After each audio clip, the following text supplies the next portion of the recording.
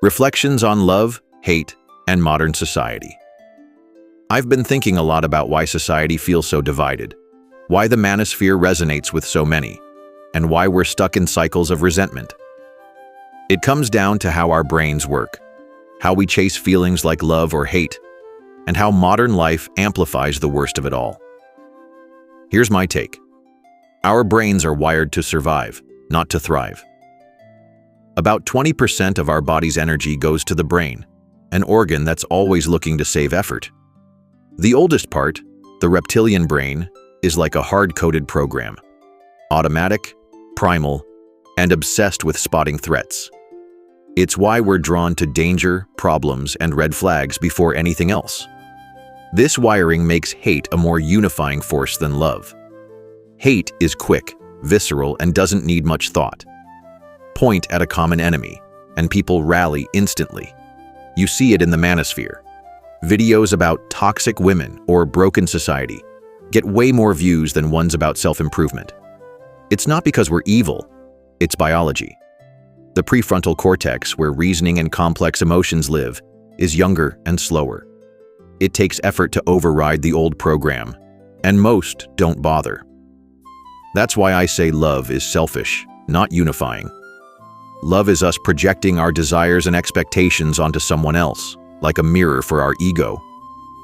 Look at waifuism. Guys fall in love with anime characters who are just blank slates for their fantasies. It's not about the other. It's about what we want. Even broader forms of love, like for family or country, are fading today. Teens barely connect unless it's over some niche interest, like gaming or fandoms. And even that's ego-driven.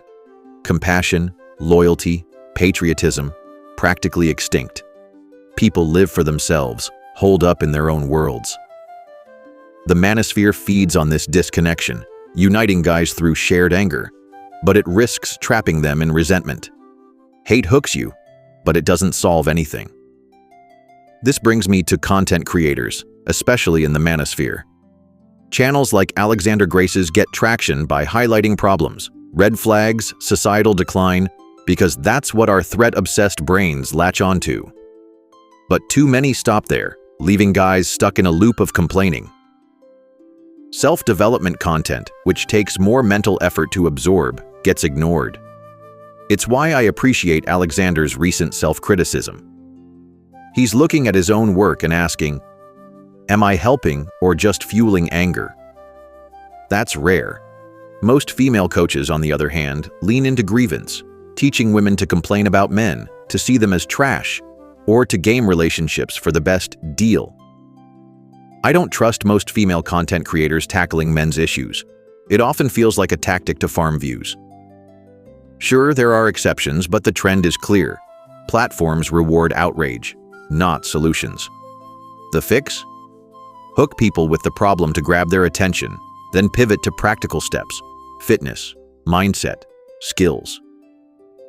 That's how you break the resentment cycle. Then there's parenting, where I see the same ego and frustration at play. Most parents, especially fathers, have selfish motives for raising kids. It's not just about love. It's about creating a copy of themselves, someone who shares their looks, values, or drive. Or it's about security, like having someone to care for them when they're old. But these ideas are sinking like the Titanic. The younger generation, teens to mid-20s, drives parents nuts. Fathers complain they're lazy, saying they have so many tools, so much ease, yet they produce nothing. It's not just about work ethic. It's that kids don't mirror the parents' values or hustle. That egoic need to see yourself in your child creates more frustration than reward today. And the kids? They're not wrong to reject outdated expectations, but their isolation and lack of purpose don't help. Everyone's resentful. Parents, kids, men, women. It all circles back to our biology and society's drift. Hate unifies because it's easy, wired into our oldest instincts. Love, compassion, or even duty sound nice but often mask self-interest. And they're harder to sustain in a world that rewards ego and outrage. The manosphere could lead the way out. Call out the problems, sure, but don't stop there. Teach men to build, not just complain. That's what I'd tell creators like Alexander. Use the brain's wiring to hook us, then guide us to something better. Otherwise, we're just yelling at each other while the world keeps sinking.